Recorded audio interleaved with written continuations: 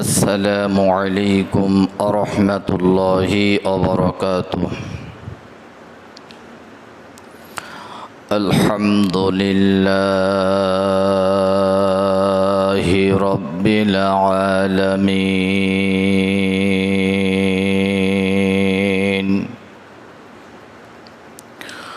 والعاقبة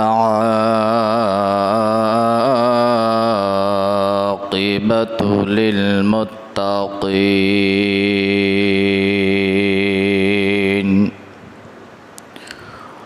والصلاة والسلام على رسوله النبي الكريم.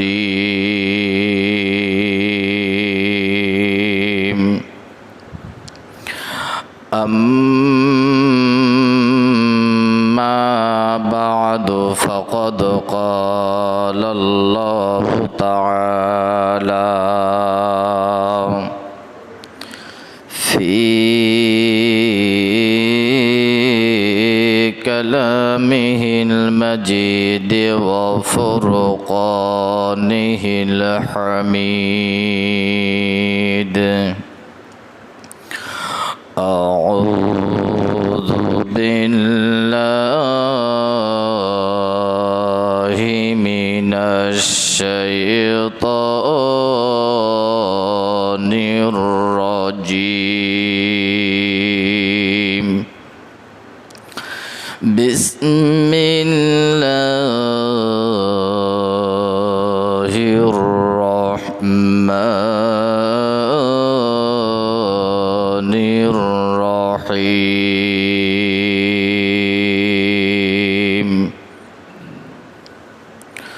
وما أرسلناك برحمة للعالمين.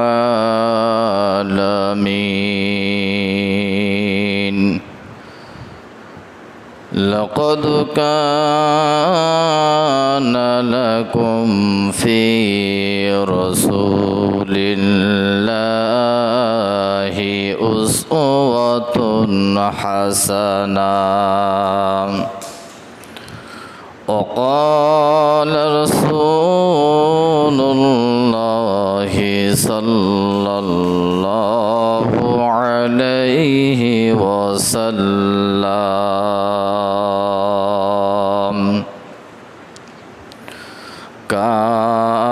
كان خلق القرآن،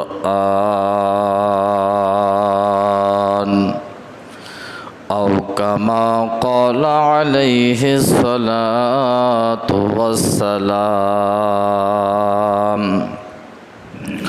وقال تعالى في شان حبيبه مخبرا وآمرا: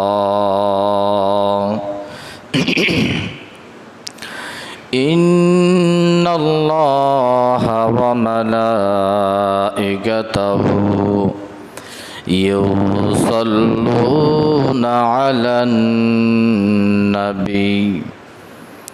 يا أيها الذين آمنوا صلوا عليه وسلموا تسليما. اللهم صل على سيدنا مولانا محمد وعلى علي سيدنا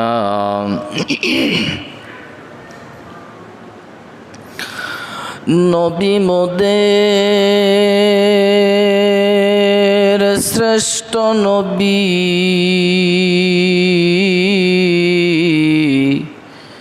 নেই কোনো যাহার কেহ সমতুল,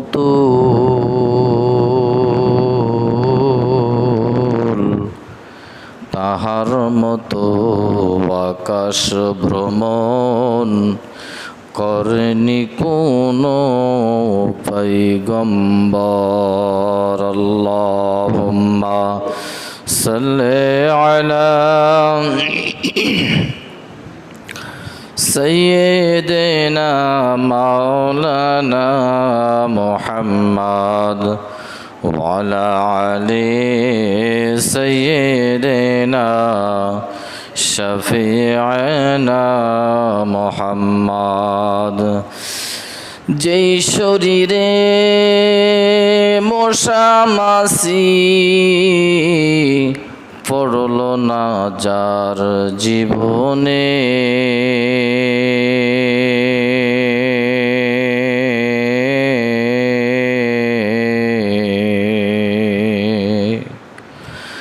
সেই শরীরে তায়েববাসী পাথর মারল কেমনে। আল্লাহুম্মা সাল্লি আলা মাওলানা মুহাম্মদ ওয়া আলা আলি সাইয়্যিদিনা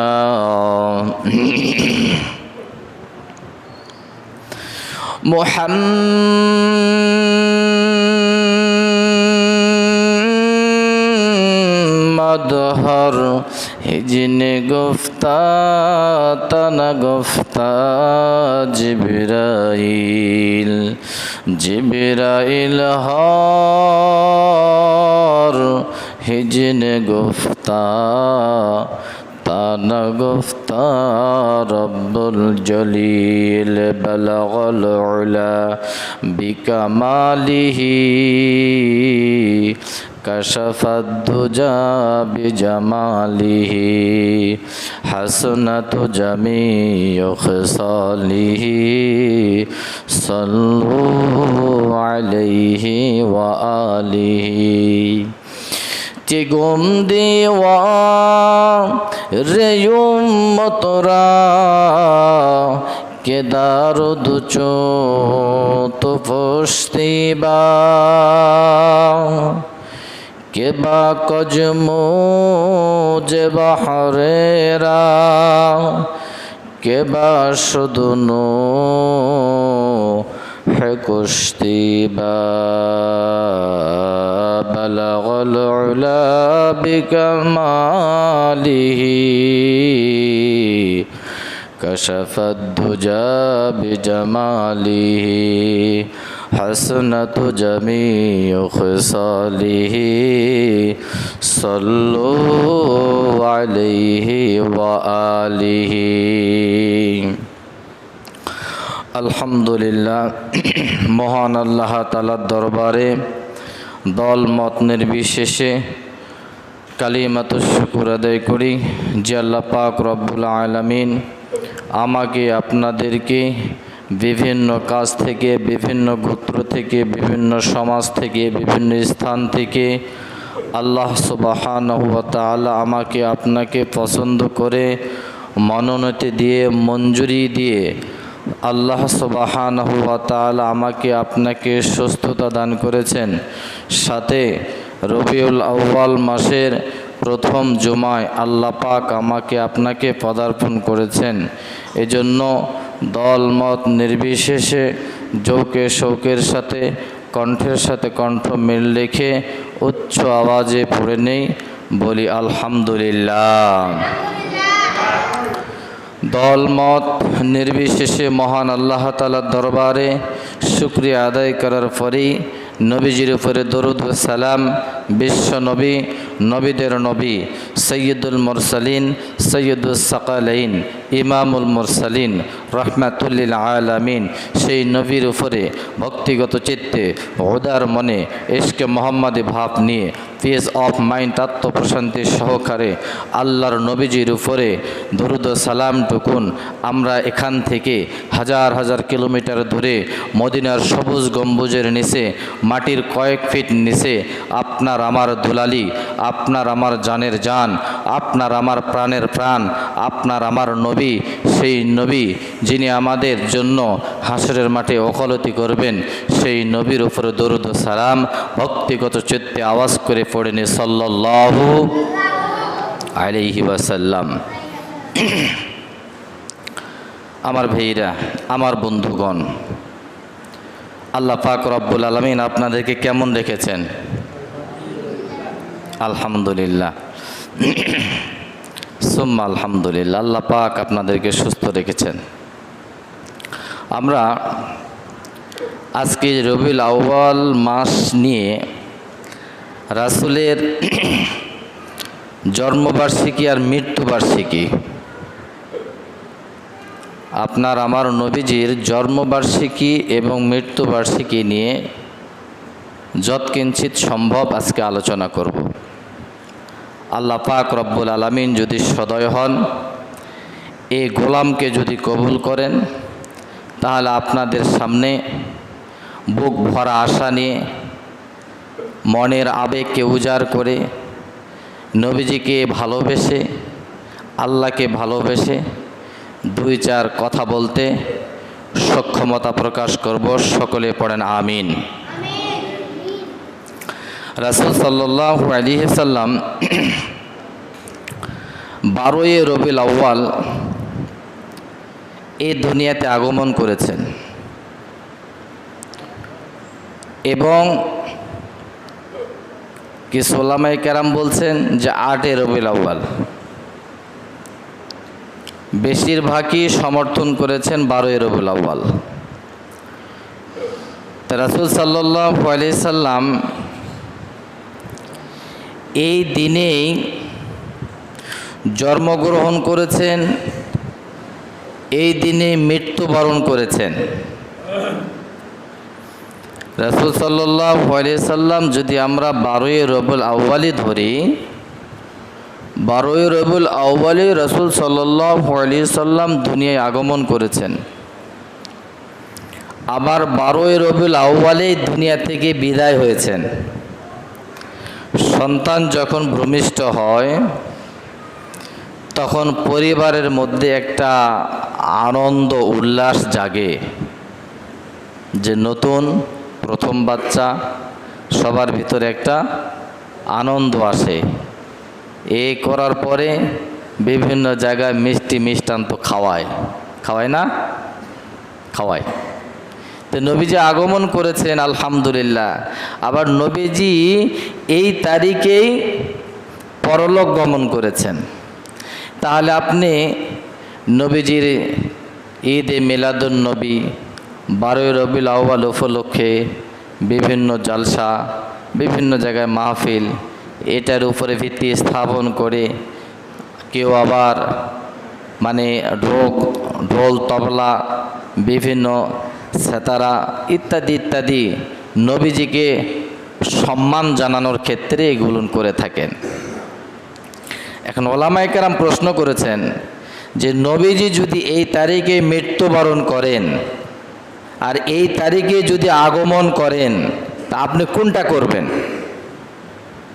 শোক পালন করবেন না উদযাপন করবেন? প্রশ্ন তো দুইটা, একটা হলো শোক পালন করা আর একটা হলো উদযাপন করা।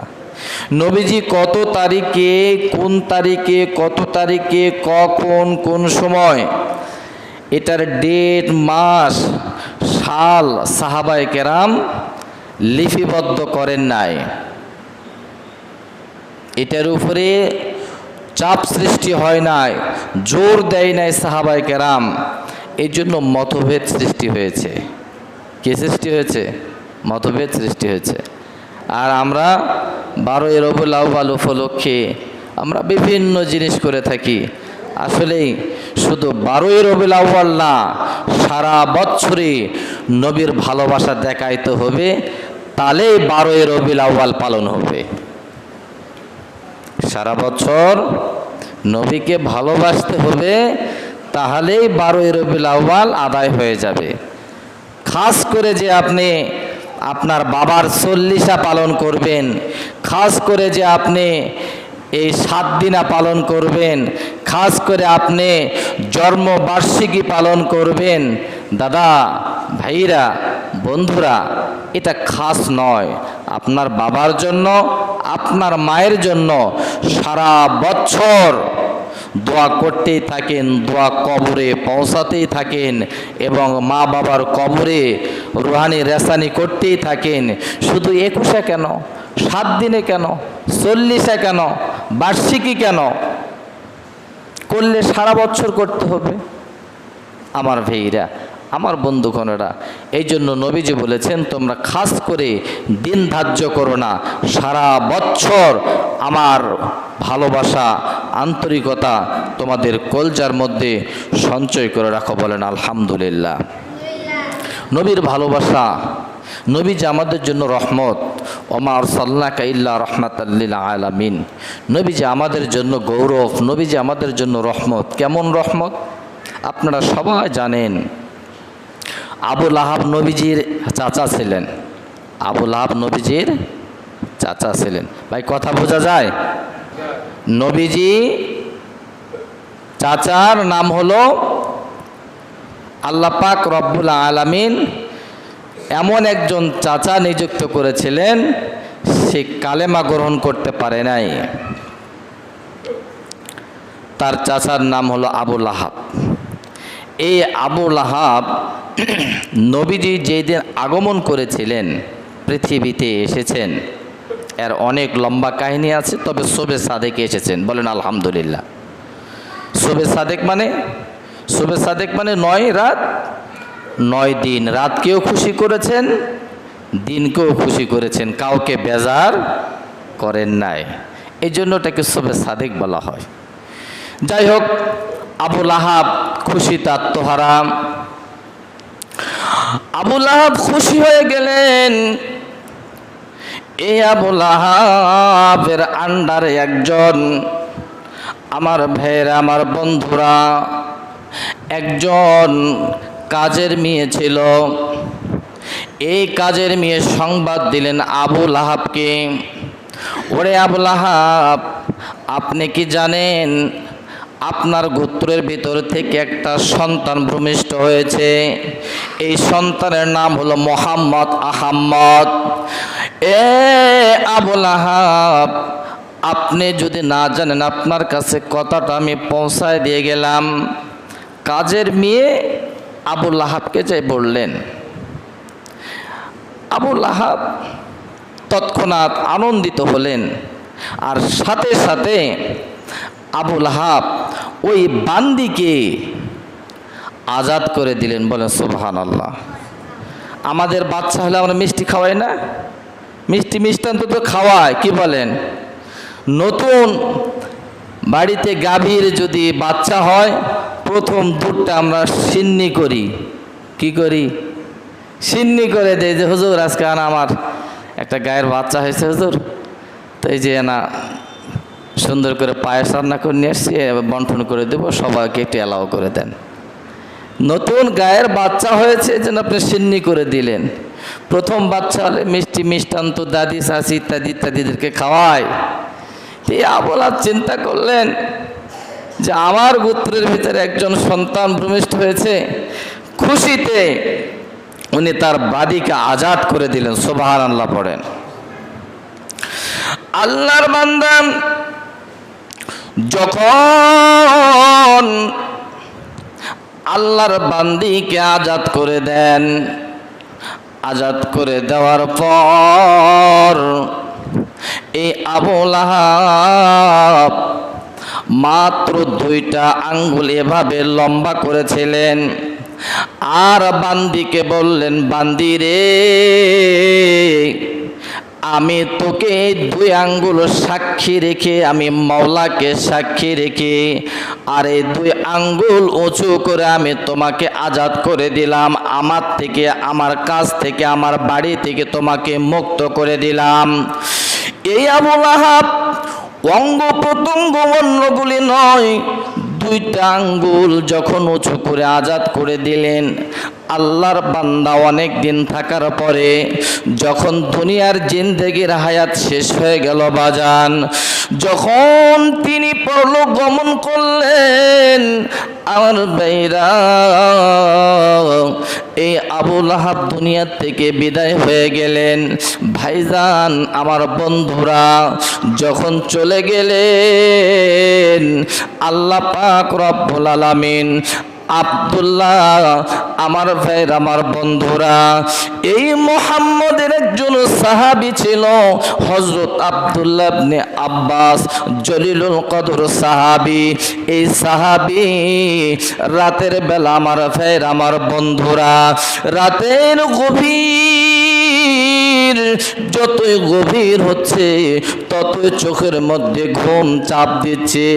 আহাইরে, আব্দুল্লাহ ইবনে আব্বাস রাদিয়াল্লাহু তাআলা আনহু, এই সাহাবী রাতের বেলায় ঘুমন্ত অবস্থায় স্বপ্নে দেখতেছেন মুহাম্মাদের চাচা কোন কন্ডিশনে আছে, কোন অবস্থায় আছে, কোন কায়দায় আছে, কিভাবে আছে। এই অবস্থা আব্দুল্লাহ ইবনে আব্বাসের সাহাবীর স্বপ্নে যুগে দেখতেছেন। আব্দুল্লাহ ইবনে আব্বাস আবু লাহাবকে জিজ্ঞেস করলেন, ওরে আবু লাহাব, তোমার দশা কেমন, তোমার অবস্থা কেমন, তুমি কোন কন্ডিশনে আছো, তুমি কোন কায়দায় আছো, তুমি একটু বলে দাও। এবার আবু লাহাব বললেন, ভাইজান, আমি বড় কষ্টের মধ্যে আছি, আমি বড় আযাবের মধ্যে আছি, আমি অশান্তির মধ্যে আছি, আমি এইভাবে আছি। সব ডিটেলসগুলি, বর্ণনাগুলি আব্দুল্লাহ ইবনে আব্বাসকে বলে দিলেন। আর বললেন, ওরে নবীর সাহাবী, আর আমি সপ্তাহের 7 দিনের একদিন, ওই দিনটা হলো সোমবারের দিন। সুবহানাল্লাহ পড়েন। সোমবার দিন আল্লাহ পাক রব্বুল আলামিন আমার এই ডান হাতের 2 আঙ্গুলের মাথায় সোমবার দিনে একটু করে পানির ফোয়ারা তৈরি করে দেয়। আর ওই 2 আঙ্গুলি আমি যদি জিহ্বার মধ্যে দিয়ে দেই, চুষতে থাকলে ওই 2 আঙ্গুলের মাথার সামনে দিয়ে পানি বের হতে থাকে। সোমবার দিনটা আমি এই জন্য একটু আযাব থেকে আমি লাঘব, আমি স্বস্তির পাই, একটু আরাম পাই। আব্দুল্লাহ ইবনে আব্বাস বললেন, আবু লাহাব, তাহলে তুমি কেন ওই 2 আঙ্গুল তোমার ছিদ্র হয়ে পানি বের হয়? আবু লাহাব বললেন, আব্দুল্লাহ ইবনে আব্বাস, আল্লাহ পাক রব্বুল আলামিন আমার উপরে দয়া করেছেন। আমি যেই দিন মুহাম্মদ দুনিয়ার বুকে ভূমিষ্ঠ হয়েছিল, দুনিয়াতে আগমন করেছিল, ওই দিন মুহাম্মাদের কথা শুনে আমার ভিতরে একটা আনন্দ বোধ চলে আসলো। আমি খুশি হয়ে গেলাম, আমি আনন্দিত হয়ে গেলাম। এ আব্দুল্লাহ ইবনে আব্বাস, আমার বাড়িতে যেই বাদিটা ছিল, ওই বাদিটাকে আমি এই 2 আঙ্গুলের সাক্ষী রেখে আমি ওই বাদিকে আজাদ করে দিয়েছি। বলেন আলহামদুলিল্লাহ। আব্দুল্লাহ ইবনে আব্বাস, ওই বাদিকে আমি যে আজাদ করে দিয়েছি মুহাম্মাদের আনন্দে, আল্লাহ পাক মুহাম্মাদের বদৌলতে সপ্তাহের 7 দিনের একদিন, সেটা হলো সোমবারের দিন, আমার এই 2 হাতের আঙ্গুলের সামনে দিয়ে আল্লাহ পাক একটা পানির ফোয়ারা তৈরি করে দেয়। মুহাম্মাদের ওসিলা করে ওই দিনটা আমি শান্তিতে থাকতে পারি। আসতে বলেন সুবহানাল্লাহ। মুহাম্মাদের ওসিলা করে সোমবার দিনে আল্লাহ পাক আমার 2 হাতের আঙ্গুলের সামনে এমনভাবে ছিদ্র করে দিয়েছেন, আমি চুষলেই ওই ছিদ্র দিয়ে পানি বের হয়। সুবহানাল্লাহ বলবেন না? কালকে পন্তা খায় সুবহানাল্লাহ বলেন, একটু জোরে বলে সুবহানাল্লাহ। আমার ভাইরাম, আমার বন্ধুগণ, এবার আপনাদেরকে বলবো, আবু লাহাব মুসলমান ছিল না কাফের ছিল? কাফের ছিল, কিন্তু নবীজির আগমনের কথা শোনার পরে খুশি হয়ে একটা বাদীকে আজাদ করে দিয়েছেন। মুহাম্মদের গুণ তার ভিতরে এসেছে। একজন কাফেরের 7 দিনের একটা দিন মহান আল্লাহ তাআলা যদি তার একটু কবরের আযাব লাঘব করে দেয়, একজন কাফেরের, আমার ভাইয়ের, আমার বন্ধুরা, এ দাদু ভাইরা, যুবক ভাইরা, চিন্তা করে দেখেন, আমরা তো হলাম মুসলমান, আমরা হলাম নামেও মুসলমান, কামেও মুসলমান, কিন্তু বাজান ডান কানে আজান আর বাম কানে একামত, আর সুন্নতে খতনা করলেই মনে হয় মুসলমান। হ্যাঁ হুজুর, ডান কানে আজান বাম কানে একামত, আর বাবাই ওই একজন ওস্তাদ নিয়ে আসে সুন্নত দিয়ে দিছে, তো মুসলমান হয়ে গেছি। কি বলেন, এটা মুসলমান না? আমার ভাইরা, আমার বন্ধুগণ, এটা প্রকৃত মুসলমান নয়। নবীজি বলেছেন, দেখেন দেখেন, আল্লাহ পাক আমার উপরে আমার চাচা একটু সন্তুষ্ট হয়ে বাদীকে আজাদ করে দিল। আমার বদৌলতে, আমার মেহেরবানিতে আমার চাচার 7 দিনের একদিনে সোমবারে আমার মালিক তার উপরে একটু রহম করলেন। বলে সুবহানাল্লাহ।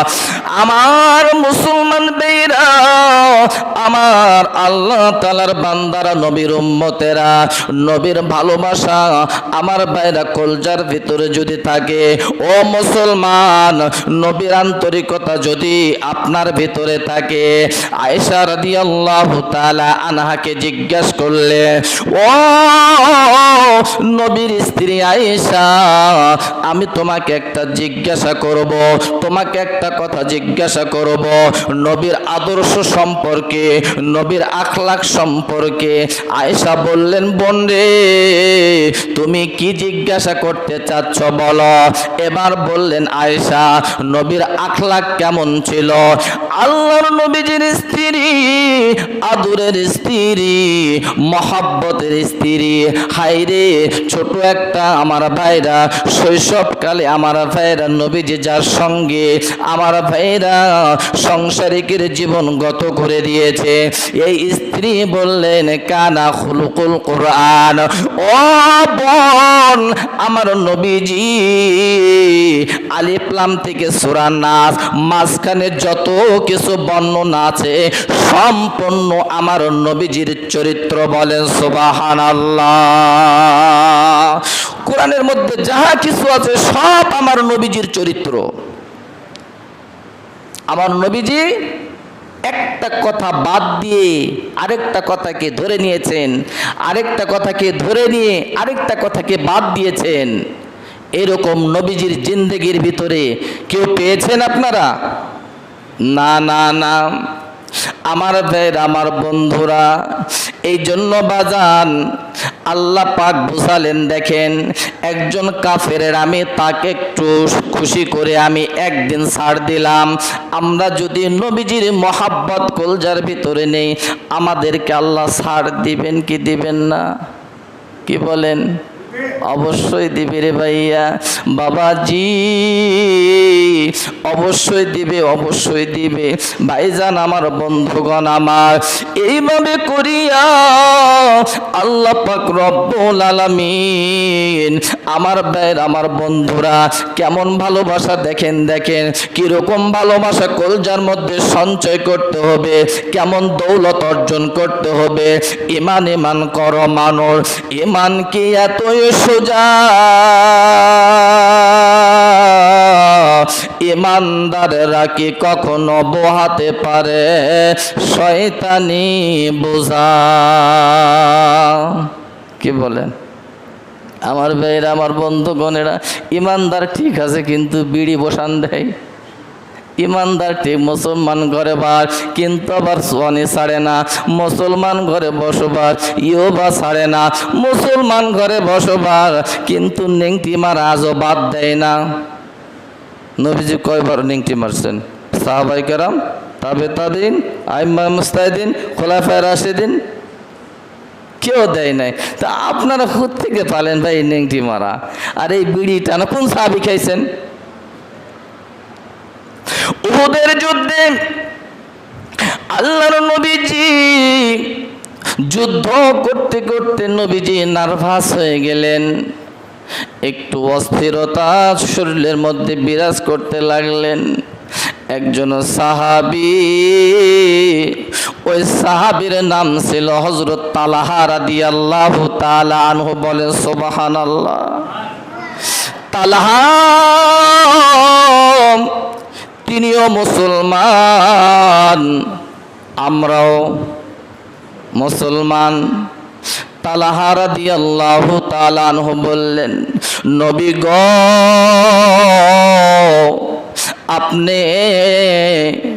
আপনি চিন্তা করবেন না, আমি দেখতেছি আপনি দুর্বল হয়ে গেছেন। ইয়া রাসূলুল্লাহ, আপনার বুক মোবারক আমার বুকের সাথে আপনি লাগায় দেন। আল্লাহর নবীজির বুকখানা আবু তালহা রাদিয়াল্লাহু তাআলা এই সাহাবীর সঙ্গে লাগায় দিলেন। নবী আর তালহার বুক এক জায়গায় হয়ে গেল। এবার নবীকে বললেন, নবীজি,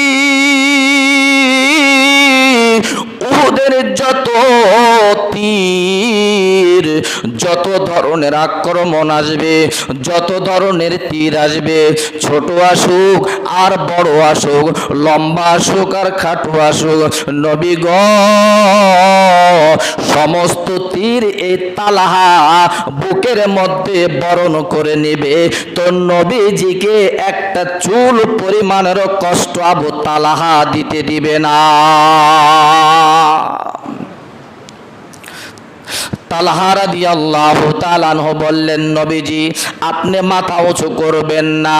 আল্লাহর নবীকে বললেন, নবী গো, আমার মা বাবা আপনার উপরে কুরবান হয়ে যায়। ইয়া রাসূলুল্লাহ, মাথা যদি আপনি উঁচু করেন আর যদি বেঈমানরা তীর আক্রমণ করে আপনার মাথায় লাগতে পারে। নবীজি এই জন্য আমার ভাইরা, আমার বন্ধুরা, আমার বাবাজিরা, আল্লাহ পাক রব্বুল আলামিনের এই সাহাবী যখন বুকের সঙ্গে ভাবে আলিঙ্গন করে নিলেন, তাহলে চিন্তা করলেন, না না, আমি যদি আমার পিঠটা যদি নবীজির বুকের সঙ্গে দেই তাহলে পিছনের অংশটা নবীর বুকের সাথে অ্যাটাচ হয়ে যাবে। না না, এটা আমি করতে পারবো না, বরদাস্ত করতে পারবো না। আমার বুকের সঙ্গে নবীজির বুকখানা মিলাই দিব। সামনের দিকটায় আমি নবীজির সঙ্গে লাগায় দিব, পিছনের দিকটা আমি দিব না। পিছনে যত ধরনের আক্রমণ আসবে আমি তালহা আমি মাথা পেতে মেনে নেব। বলেন সুবহানাল্লাহ। রহমাতুল লিল আলামিন নবী কোরআনে প্রমাণ, আশিক বিনে কে বুঝিবে আমার দয়াল নবীর শান। আশিক বিনে কে বুঝিবে আমার দয়াল নবীর শান। নবী আমার মদিনার বুলবুল, আমার আল্লাহ ভালোবেসে নামটা দিলেন মুহাম্মদ রাসূল। সেই নামেরই ভুল বুঝিলে, সেই নামেরই ভুল বুঝিলে থাকবে না ঈমান। আশিক বিনে কে বুঝিবে আমার দয়াল নবীর শান। নবী আমার রহমতের নবী, আমল আখলাক দিয়ে হলেন করুণার ছবি। নবী আমার রহমতের নবী, আমল আখলাক দিয়ে হলেন করুণার ছবি। সেই নবীকে ভুল বুঝিলে, সেই নবীকে ভুল বুঝিলে থাকবে না ঈমান।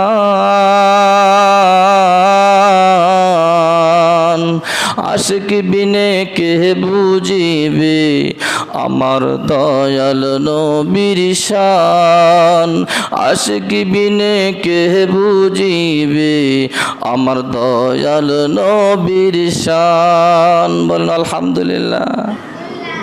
নবীর ভালোবাসা ওই তালহার মতো আনতে হবে। তালহা চাইলে নবীকে একটা পাহাড়ের পাশে লুকায় রাখতে পারতেন, কিন্তু না না না, এমন করে নাই। তালহা বললেন, না, আমার জীবন শেষ হয়ে যাবে নবীর জন্য, এরপরও আমি পিছু পা হব না। আমার বের, আমার বন্ধুগণেরা, আমার বাবাজিরা, একটাই কথা আজকে বলে দিয়ে যাব, যদি মুসলমান হন রে ভাইয়া, হাদিসের উপরে পাবন্দি হয়ে যান, কোরআনের উপরে পাবন্দি হয়ে যান, নিজের চরিত্র আপনারা ডাইভার্ট করেন, ভালো করেন, আবার পরিবারের ভিতরও নিজের মেয়ে এবং সন্তান স্ত্রীদেরকেও ভালো করেন। বলেন আলহামদুলিল্লাহ। হুজুর বিবিকে নামাজের কথা বলি, হুজুর ইস্টার জলসা দেখা যে বাদ দেয় না। ইস্টার জলসা অর্জুনী আছে, আমার চাচা হাসে, আছে আছে, আমি জানি না কন ভাই, ইস্টার জলসা আছে। হাই রে হাই, বেটা ভাত খাওয়ার জন্য টাকা, আসো ভাত খামো, থামো, এই পর্বটা না শেষ হোক, এই পর্বটা না শেষ হোক, তবে হুজুরে করে বাড়িতে নাই। হুজুর আপনাকে বলিনি আমি, হুজুরে করে বাড়িতে নাই। তো যাই হোক ভাই, আমার সম্মানিত ভাইরা, আমার যুবক ভাইরা, আপনারা তো বিচক্ষণতা মানুষ, আপনারা কোনো সাহাবীর বাড়িতে টিভি দেখতে পারেন নাই, এবং কোনো তাবের বাড়িতেও টিভি ছিল না, কোনো নবীর বাড়িতেও সেই সময় টিভি ছিল না। আপনার বাড়িতে কেন ভাই টিভি? তার মানে আপনি নিজেই সাক্ষী দিচ্ছেন যে আমি মুসলমান নয়, আমার বাড়িতে আছে ইহুদি, খ্রিস্টান, বৌদ্ধ, নাসারা, ধাঙ্গুর, মসি, সনাতন ধর্ম। নজিপুরে কালকে আসরের পরে, নজিপুরে ঢুকবার পূর্ব মুহূর্তে যারা চিনেছেন তারা বলবেন, যত্নী পত্নী চেনেন?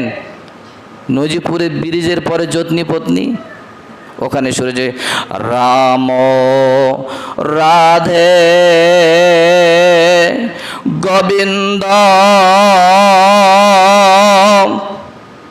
আমার ভাইরা, সেখানে দেখলাম জরিপ করে, কথাটা বলার কারণ হলো, হুজুর আপনি মন্ত্রতন্ত্র কেন পড়িচ্ছেন? আমার প্রশ্ন হলো, জরিপ করে দেখলাম সামান্যতম স্বল্প সময়ের ভিতরে হিন্দুর চাইতে মুসলমানের ঘরের সন্তান বেশি।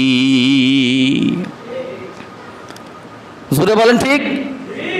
আরেকটু জোরে বলেন। হ্যাঁ, এবার ঠিক আছে, সেখানে মুসলমানের সন্তান বেশি। আচ্ছা ভাই, ঈদগাহ কয়জন হিন্দু আসে? এ দাদা ভাই, খারাপ বলতেছি, ঈদগাতে কয়জন হিন্দু আসে? আপনার জুমাতে কয়জন হিন্দু আসছে? তাহলে আপনি কেন ওখানে যান? বাপরে বাপ, দুর্গা পূজার দাওয়াত করছে, প্যান্ট শার্ট টাইটুই পরে আগের আসনে যা বসে গেছে। এ ভাই, কে বলছে আপনাকে ওদের দুর্গা পূজা যাওয়া লাগবে, সরস্বতী পূজা যাওয়া লাগবে? কে বলছে কালী পূজা যাওয়ার? কে বলছে? আপনি কেন যাবেন? আপনি একজন মুসলমান ঘরের সন্তান। তাহলে ওই তালহার মতো ইমান তো আপনার হলো না দাদা, নবীজিকে ভালোবাসা হলো না।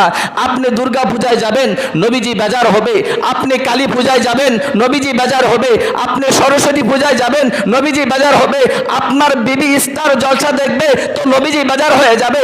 আপনার ঘরে টিভি থাকবে তো রহমতের ফেরেশতা আগমন করবে না, গজবের ফেরেশতা আগমন করবে। আর হুজুরের কাছে দোয়া নিতে আসবেন যে হুজুর দোয়া করেন, বালা মুসিবত দূর হচ্ছে না হুজুর, এই দিন ওই দিন পড়েই আসি। কি বলেন? আপনার বাড়ির গজব থুইছেন আর হুজুরের কাছে 100 টাকা দিয়ে আপনি দোয়া করে নেবেন, কাম হবে না, কোনো কাম হবে না। প্রথম ওই টাঙ্কির ভিতরে যেই বিড়াল মরে আছে, ওই বিড়াল সরাতে হবে, তাহলে ছোট ছোট টেপগুলো এমনিতেই পরিষ্কার হয়ে যাবে। আলহামদুলিল্লাহ বলেন, আর একটু জোরে বলেন। ছোট ছোট টেপ পরিষ্কার হবে না? কি বলেন, হবে কি না? বড় টাঙ্কির বিড়াল আগে সরাতে হবে, তাহলে ছোট টেপ এমনিতেই কি হয়ে যাবে? আমার ভাইরা, আপনারা বোঝেন তো, তাহলে নবীর প্রকৃত উম্মত হতে হলে সব কিছুকে পরিত্যাগ করে নবীজি যেই কাজ করেছেন, সাহাবায়ে কেরাম যেই কাজ করেছেন, ওই কাজ ধরেন, শান্তি বাড়িতে আসবে। শান্তি তো দূরে কোথাও নাই, আল্লাহ পাক তাদের বাড়িতে ইল্লা হাফাতহুমুল মালাইকা ওয়া নাযালাত আলাইহিমুস সাকিনা ওয়া যাকারাহুমুল্লাহু ফী মান ইনদা, ওই বাড়িতে সাকিনা নাজিল হবে, বরকত নাজিল হবে, কল্যাণ নাজিল হবে, যেই বাড়িতে সকাল সন্ধ্যা কোরআন তেলাওয়াত হবে। কোরআন তেলাওয়াত আজকে মা বোনেরা একবার তক্তার উপরে কোরআন তুলে দিছে, কি সুন্দর করে সাজায় মোড়ায় ঘোষায়, ওইটা মাকড়াসার জাল কি সুন্দর করে বাসা বাঁধছে। জিন্দিগিতে খোলা না, যেদিন স্বামী মরবে ওদিন খুলবে। যেদিন ভাই আমাদের গ্রাম্য এলাকায় বলে ভাতার, যেদিন ভাতার মরবে ওদিন স্ত্রী কোরআন শরীফ খুলবে, এর আগে খুলবে না, কারণ সময় পায় না। তুই কখন খুলবে?